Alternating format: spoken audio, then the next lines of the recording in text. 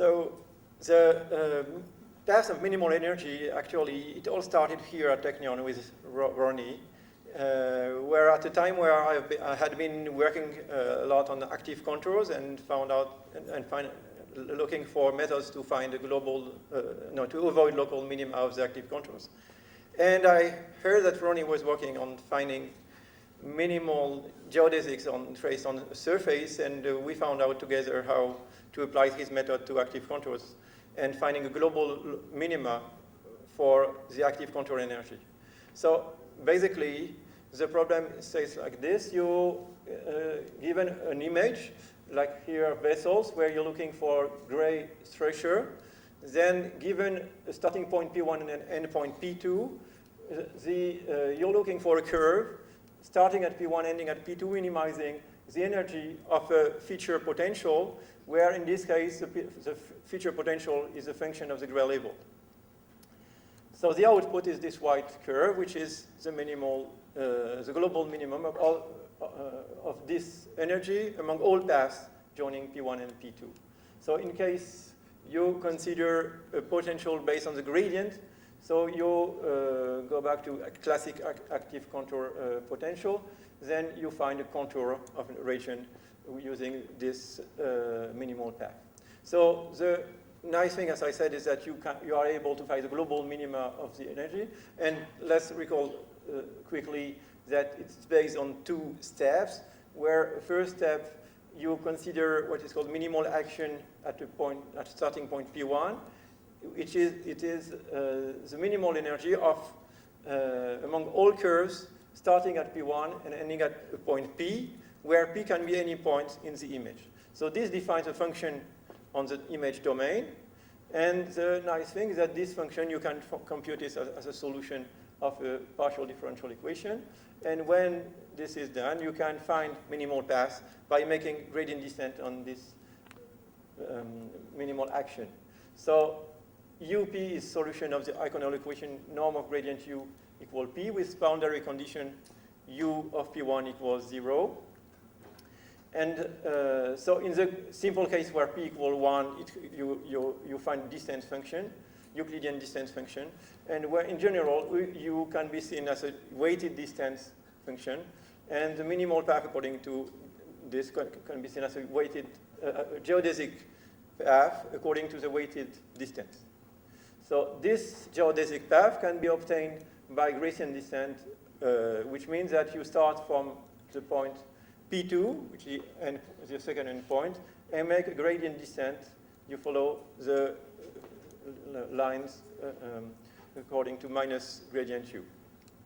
So let's say on a simple example of a neuron image, where here, so from the original image, you extract a feature potential, which is here darker where the structure locates. And given P1 and P2, you solve efficiently this Eikonal equation using the fast marching algorithm, which can be seen as a propagation of a front in the image, starting from a small front around P1. And here the front goes very fast along the path, and then covers the whole image. And this gives you here the level sets of the minimal action U. So once you have this minimal action, you make a gradient descent, which can be illustrated here, where P1 is here. Here you have the graph of function U, and starting from the endpoint P2, you make a gradient descent, and this gradient descent follows the minimal path between P1 and P2, which you can see here superimposed on the original image. So all this means that you give P1 and P2 and you find this minimal path. Now, some extension of this minimal paths have been introduced later on, where first we're going to talk about tubular model, where in a medical image structure like vessels, you are interested to find the center line of a structure and its boundary. And so Lee and Yezi introduced a way to use minimal paths.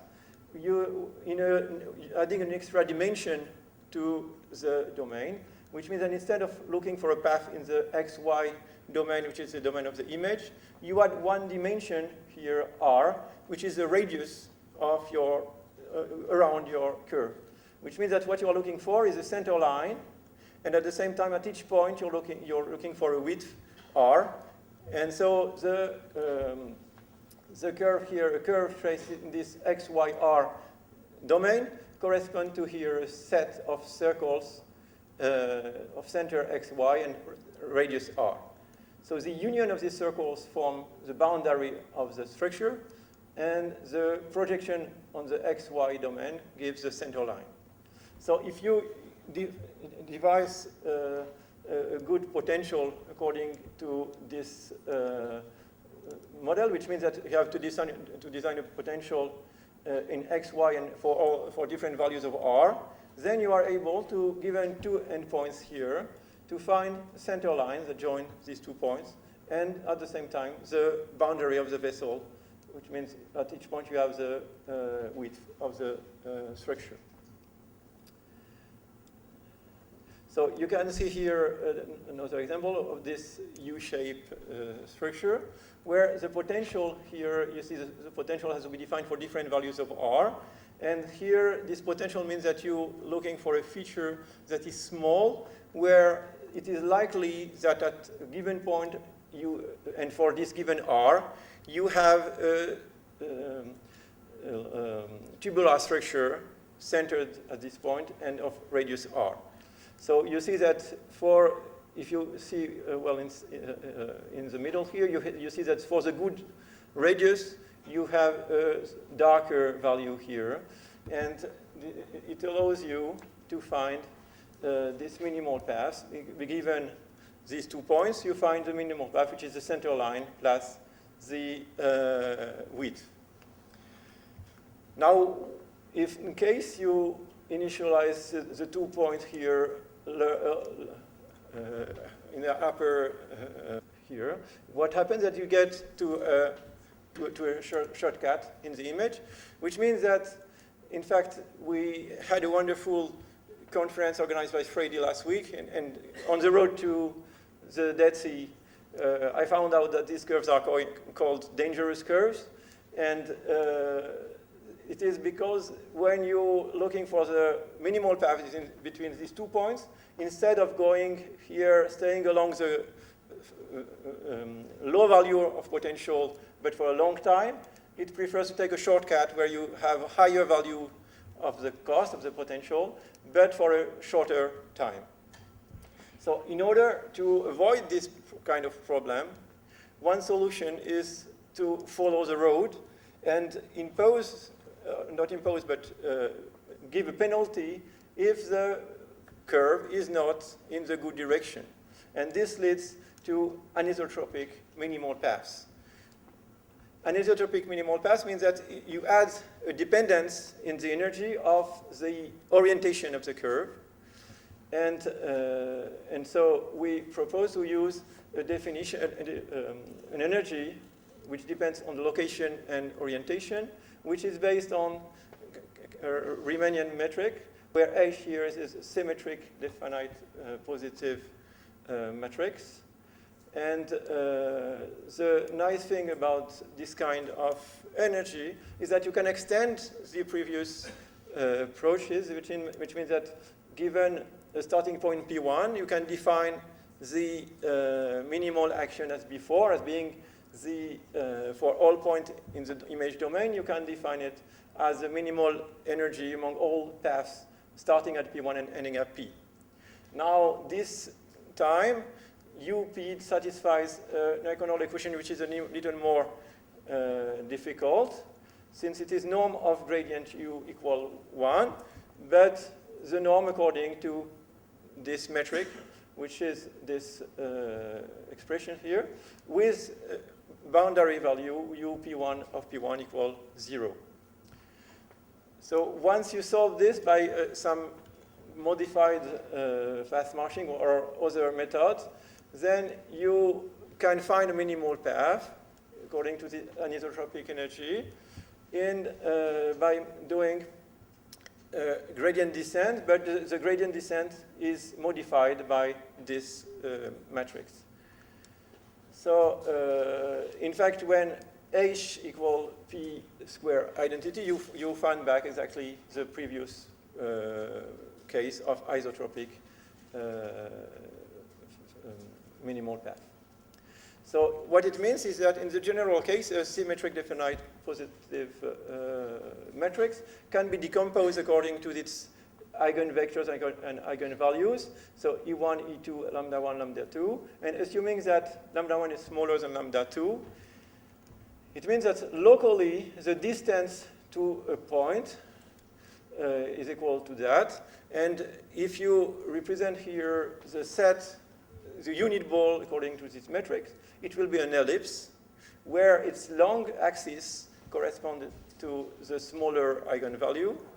And it means that this metric corresponds to giving a penalty if you follow the higher eigenvalue, which means that it will prefer to go along the long axis of this ellipse. And so if you are at each pixel, you have one such matrix. It means that the geodesic path will prefer to agree as much as possible with the direction suggested by these ellipses. So, of course, the difficult thing now is, given an image, how to define such a metric. And one way is to study locally the image and extract its geometry with what we proposed was using optimally oriented flux, which basically means that for a given radius, a given scale, you're looking for the flux of the gradient of the image through a sphere or radius of radius r, and you can see that this is a quadratic expression that can be expressed as such a metric. So you see here for different radius what it gives. And now if you come back to the previous case, if you use only the radius information, you took the shortcut. But now if you add the orientation information, it prefers to go along this way and follow the good path. So it means that for a given medical image like this of vessels, first you have to extract the geometry of the image, and then given a certain endpoint, you find this center line plus its the width of the vessel. And this can also apply to roads, so that maybe Gerard will like it. But it was mainly used for a bias for vessels, and here you can extend this in 3D, which means 3D plus radius make 4D minimal paths, and depending on orientation as well. So this, you see here some vessels in a 3D image where you see the center line and the boundary of the vessels. Here another example. And now, before I pass to the more things I will develop more, I put a parenthesis here just to see a very short quotation of different works using geodesic methods. I mean, we've been doing. And one is applying this anisotropic geodesic paths to perceptual grouping or contour completion, where here you have a noisy image of contours where lots of them are missing. And using a previous work, using geodesic, but isotropic geodesic, here it fails because of the importance of the noise, while using anisotropic paths, it works very well. Which means that here you just give this image, and you have this image as output. Other application of geodesic methods were for remeshing of a surface, where given an original mesh, we could find a uniform remeshing or curvature-adapted remeshing in a very fast way. And this can also be adapted to orientation, which means that here, given a domain, you can find a remeshing of the domain where you can have constraints, soft constraints on the orientation of the triangle here. Means given this tensor field, then your triangles will prefer to be oriented horizontally here and vertically here. So this is to illustrate how it works. And we also applied this to image compression, where you looking for a remeshing of an image domain, where the triangle orientation try to be as much as possible in coherence with the contours present in the image. We also used geodesic geodesic methods for shape recognition, where the feature used at each point on the boundary of the domain is based on the distribution of distances to other points of the boundary, which means that for each point you consider the distribution or the histogram of distances, and this can be used as a feature to compare different shapes. Another extension of the minimal path, where instead of finding a minimal path between two endpoints, we propose methods to find a surface between two curves, which is formed of minimal paths, which means that you, in a 3D image, you give here two curves, so the user gives two curves, and you find a set of minimal paths will give you a surface. So now that we close this parenthesis, we go on the next part, where we looking to find contours as a set of minimal paths. The motivation is twofold. One motivation here is that so far minimal paths are used as a path between 2 points, and in many cases you are interested in a closed contour. So how to use this minimal path to find a closed contour like here. So what our goal is to just click on one point on the boundary of the object and find the whole contour as a set of minimal paths.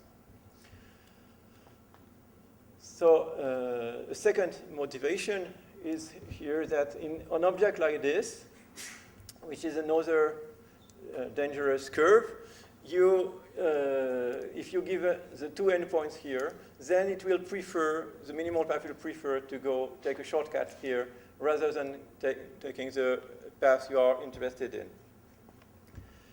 So for these two problems, in fact, what we propose now is a method which is based on adding iteratively key points, which means that first you give one starting point here, and you'll add iteratively different endpoints, but automatically, which means that in both examples here, you could give a sequence of endpoints and find the minimal paths between each pair of points and find the closed contour.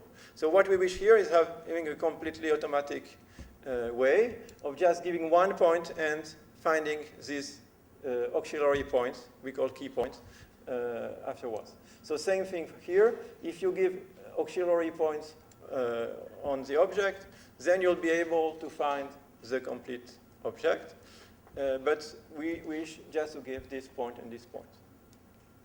So the idea is to give here, given this first point, so we compute, using the fast marching, we compute the minimal action according to the potential, which means here it is a very simple example, just to illustrate the approach. And so here, the potential is small on when this image is dark. So you see that the front here obtained from the fast marching goes very fast along the low values of the potential. And at the same time we compute this minimal action, we also compute the Euclidean length of the path, which is not the Euclidean distance, but it is the length of the minimal path, which means that for a point very close here, the path will be very short, while for a point here, the path will be very long. But by construction of the fast marching algorithm, all points on the front here have a similar value of their minimal action, which means that for a long path, the average value of the potential will be much smaller, while for a short path, the average value will be higher. So this means that if you consider here this propagation, and you consider the first point to reach a given length here, so you assume that you have one parameter lambda, and which is a length. And so during this propagation of the front, your stop, in fact, this propagation when you have a point that reaches the given length lambda. Then this first point to reach this value of length is likely to be on the boundary you're looking for, and this will be your next key point, which means that now you have 2 points, and you start again to compute the minimal action from these 2 points simultaneously. Of course, you don't have to start again from scratch, but you update what you had before. And once again, the first point to reach a given length lambda will be the next key point, and you go on like this. And you see that the key points have the behavior of distribute along the boundary you're looking for. And the problem now is to see when should you stop this propagation. And since here you are looking for a closed contour, the natural way to stop this propagation is to say that we'll stop the propagation when there is a topology change here in the background. The white area here is changing topology. So we stop at this point, and then we connect together all key points that are neighbors. And we obtain here in green the set of minimal paths that join all these key points, which means that here we gave just one starting point, and we got the whole closed contour automatically. So here you see example of biomedical images where the red point is this starting point, and the yellow points are these key points. And in red, you see the set of minimal paths, which gives you the whole closed contour. So you see here the intermediate key points, and the set of minimal paths here in yellow gives you the whole object. Now, we're going to see application of all this for tree structures. So, of course, a simple way to deal with tree structure is given a starting point P0 and computing the minimal action. Then you can give many endpoints to find the whole structure. Same thing, here it is with simple minimal paths. Now if you use tubular shapes in the tubular domain, then given starting point and different endpoints, you'll get this whole center lines and boundaries of vessels. Now, once again, if you wish to be more automatic and don't wish to give all these endpoints, what you can do is use the key point method we just proposed. So here you see on a synthetic example where you have this object in, which is a kind of tree structure. And given a starting point, you see what the key point approach gives you. So here you have the first key point. So you have this front propagation inside the object. And here, after 4 key points, 18, 24. So what you see is that the front propagation is a way to propagate inside the structure, very similar to a region growing approach. But the fact that you add key points in the way we do, it means that the next move in this front, the next key point which will be added, will always try to find the good place to go on, and not doing any leaks before it has covered the whole structure. So you see here that you have the front has covered the whole structure, and if you consider minimal paths between the key points, then you'll find the structure inside. Now, once again, the question is when to stop this propagation, if you wish to be totally automatic. And what can be done here is using a very old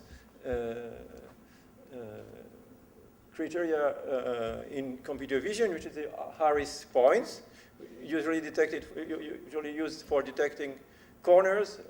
And here the green points here show the Harris detection on this structure, which correspond to end points and branching points. So here the Harris points are used to obtain a stopping criteria on the previous propagation, which means that here you propagate adding key points, but each time you are close to a Harris point, you erase these Harris points, and when you have no more Harris points, then you stop the propagation and you obtain here the whole structure. So here this was applied to another kind of biological images called microglia structure close to neuron cells. And this structure here, what you see is the result of this kind of image. Using this method, you find a whole set of minimal paths which correspond to the whole structure here. But what you see is that some Harris points were detected here in isolated places, which generate different paths here, which have to be corrected. So after obtaining this whole structure, you can make some post-processing, which will remove the paths which have high-weighted geodesic distance. And you obtain here the green paths. And what you see here is that all this was validated by the biologists we're working with. And he said that everything was correct, except that some paths were missing. So we are working now how to improve this. So here, in fact, there are sequences of images, and you see here other image in a sequence, and the result we obtain. And so you see that you still have a few branches, small branches that are missing. And so this is work in progress. So this approach can be used as well in 3D images, and here in pulmonary arteries. So you see here some cross-sections of the 3D image, and here in transparency, what it looks like. So given the red point here as a starting point for the key point propagation, what happens is you have this propagation. Once again, the front obtained by the fast marching using these key points can be seen as a region growing approach, but which avoids to have leaks. So, and you get here the whole structure you're interested in. So now this key point approach can also be applied to the 2D plus radius domain, as we saw before, in order to obtain center lines and boundary of vessels. So given a starting point, then it will add key points in the XYR domain, and these key points will join together to form the whole structure, which means that what we saw earlier was given a starting point and end point, we got the center line plus boundary. So here we just give one starting point, and we get automatically these different key points, and obtain this center line of the whole structure, as well as the width of the whole structure. So here's a second example where you give this starting point and get the whole structure. And this can also be obtained in 3D plus radius images. Okay, so now let's go to the end, to the final section of this talk, which is a more recent work on geodesic density. And the idea here is still to obtain the segmentation of a tree structure as much mathematically as possible. And so the first idea was to propose, given a starting point on this structure. So here again, it is a synthetic structure, just to understand what it happens. But it's a very easy image, but just to illustrate what you are doing. So given a starting point on the structure, what you consider is all minimal paths, all geodesic paths, between the starting point and different points on the boundary. So you see that the minimal paths behave like this. Here you see that these paths try to join the tree structure as fast as possible, and then go on along this tree structure till they reach the starting point. Which means that here you have a whole bunch of minimal paths which join here and then follow, and they all merge to follow the same way till they reach this point. So the idea here is to compute the geodesic density, which means at each point you're computing how many geodesic paths pass by. So in fact, you can have a continuous expression of this geodesic density, which can be solved by a transport equation, or you can solve a discrete version of this density, which we call geodesic voting. And this geodesic voting simply consists in, for each path, you vote all along the path you're passing by. So for each pixel you pass by, you add 1. And so at each pixel, at the end of the voting, at each pixel you have the number of geodesic paths that are passing by. And so here you see how the paths merge in a zoom of this here. And here you see what the voting looks like. And you see that in the background you have a very low value of this voting.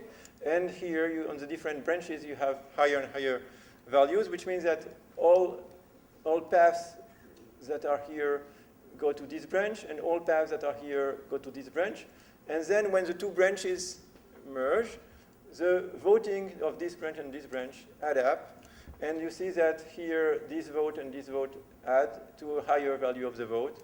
And the same thing can be noticed here and here. This adds up to a higher value. So what you see here is that now using the thresholding of this voting, you get easily the whole structure. But before applying this, in fact, we can apply this to this microglia image you saw before. And so you see what happened in a real image, so how the paths join the different branches. And here, I don't know if you'll see it well, the voting. Okay. But, so it corresponds mostly to the structure, except that some branches are missing. And why are they missing is because we notice that using this method, we obtain something that we call the shading zone problem, that if we have, so here now we have this black structure, three structures here. And so if you consider the paths from the boundary, what happens is that there are some region of the image that are never reached by any geodesic and have a 0 vote. So here, these are shown here. So these regions here are completely in the shade. It means that there are no, vote is 0, which means that this branch here will never be reached by any geodesic because all geodesic will prefer to go on the left or on the right before they reach this point. So we propose different solutions to this, and one solution is to propose multiple source points, or to use a second step in each shading zone. But the most simpler way to go on to solve this problem is, in fact, to make an adaptive voting, which means what we call adaptive voting. It means that instead of considering points on the boundary here as endpoints, we consider points scattered all over the image domain. And so you can consider all points in the domain, but it will be much costly, and also it will, in some way, smooth the voting. So what we preferred is to add, to consider using a furthest point strategy. We find an adaptive set of points, which density is higher where the potential is smaller, which means that here you have these red points that scatter all over the image, but close to the structure here itself, because the potential here is smaller, then you have more points. And so if you use this set of points for the voting, then you get same properties as before, that the paths try to join the closest branch and then follow the structure.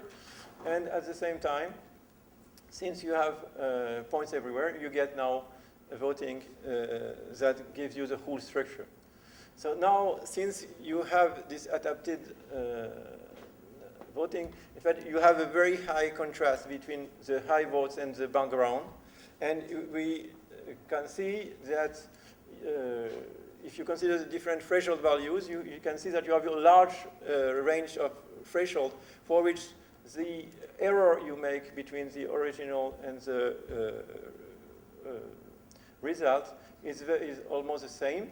And so experimentally, we propose to use the maximum value of the geodesic density divided by 100, which is usually in this range, and provides good results.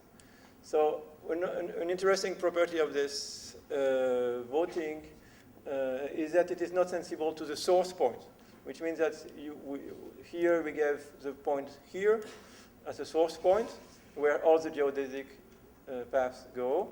And here we give, in fact, these 3 points. So here, each image here corresponds to the voting relative to one of these points. And you see that this is very similar. So it is not sensitive to the point you give as a source point. And now you can use this for the image you had before, and with more, much better results. So here you have the image. Here you have, in red, the set of points obtained by the furthest point strategy, and the set of paths, and here the voting, which covers the whole structure. Compared to the one we had before, you see that some branches here and here were missing and were added here. Okay. So here another real example on vessel image. So you give starting point here, you compute the minimal action relative to a potential which is a function of the gray level. And what we see here is the result of the voting, where you use the boundary of the image as endpoints. So it's 4 times 256. And so you see that you have some branches that are missing due to the problem we had before, explained before, about shading zones.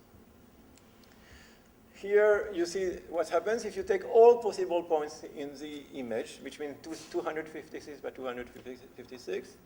So you avoid the shading zone problem, but since you have so many votes from everywhere, in fact, you have a huge smoothing of the vote, and it loses some of its efficiency.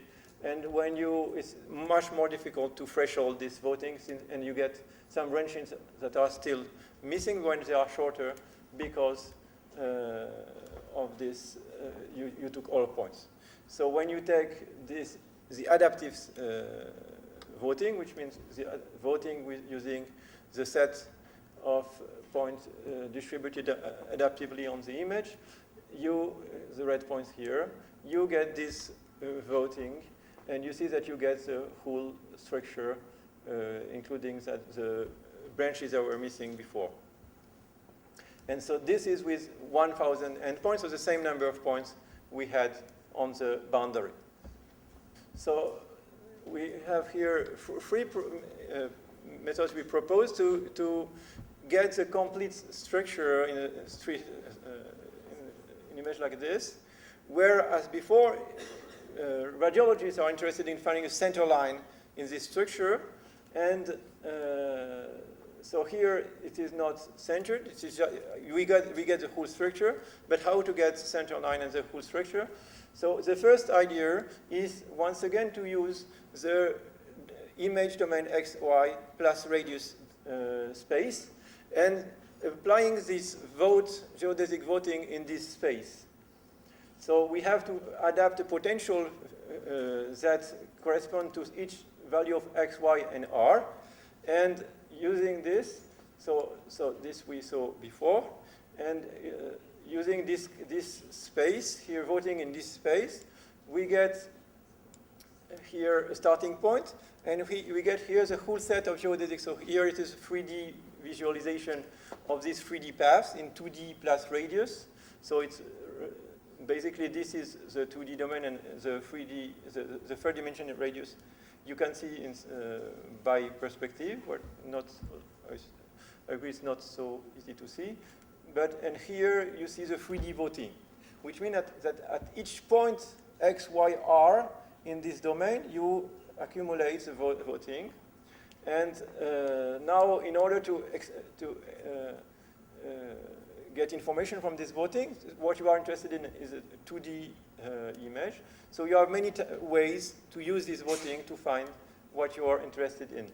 And so, for example, this voting or the geodesic density at x and r can be averaged for all values of r, or you can take the maximum value at a given point in the image. You take the maximum vote for all values of r. So in fact, this is the one we usually choose. And what you see here is the 2D vote obtained, but at each point you take the maximum value for each r. And here you see that you found the red points here correspond to the higher values of the voting. And by thresholding this, you get here the center line of the whole structure.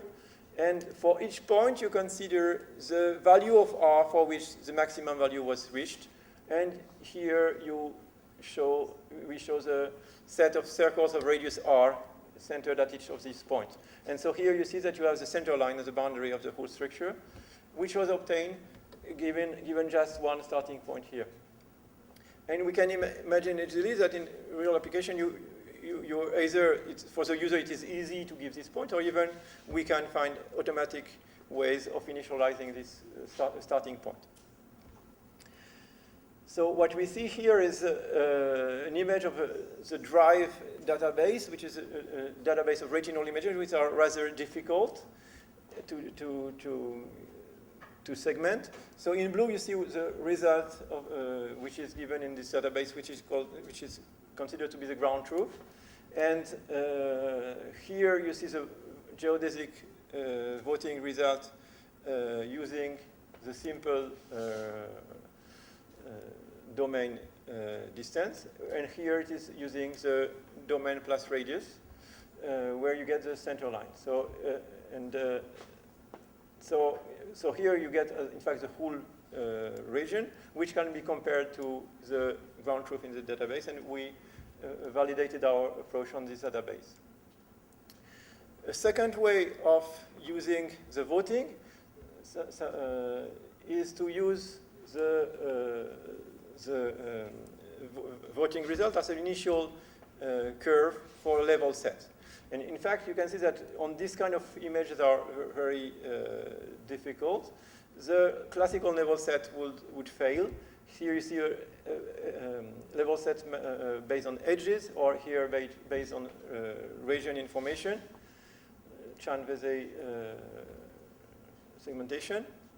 And what we propose here is to use the result of the thresholded voting to initialize a curve. Here, so here it's obtained by dilation, morphologic dilation of these curves. And here, the curve obtained here is the zero level set of its sign distance. And so this sign distance is used as an initialization for a level set method. And as well, it is this phi tilde here is considered as a shape prior, which means that the result has to not to be too far from this initial shape. So this is using Chan-Vézé with shape prior. And then what you obtain is this result here. So starting from this level set, you obtain the result here, again, with the whole structure. And so here you see a comparison of the level set with shape prior, and here what we had before with radius, adding the radius. And so here is another image. And this was extended to 3D image. So here you see the view of the 3D image. Here the 3D tree structure, and here the surface around, which is obtained by the level set with shape prior. So here is another example with on airways. And finally, very quickly, I'll show yet another method based on the geodesic voting. So starting from one point using this voting, we obtain an initial structure that was then used for a deformable tree, where the deformable tree acts like an active contour with some width. And this is interesting to obtain any kind of shapes. In fact, especially in 3D, where you don't look for exact cylindrical shapes, so here you see the result in 2D. So here you have the original image, the initial tree obtained by the geodesic voting, and here's the deformable tree result. So the interest, as I was saying, was in 3D that you can define a very generalized cylinder shape that can be used from the result of the voting. You can get the result here of this deformable tree evolution.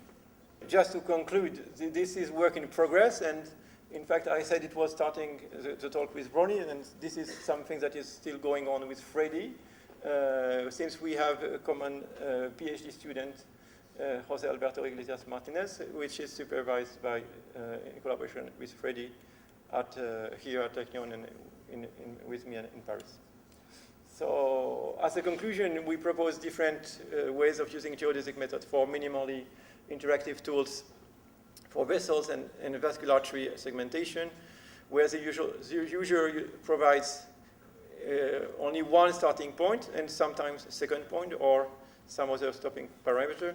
And since everything is based on fast marching, it is fast and efficient propagation algorithms. All these algorithms are very fast. And also we saw that the models can include orientation and scale of vessels. And we finally saw that the voting approach is a powerful tool to find the structure, and which can also be completed by other approaches. Okay. So thank you.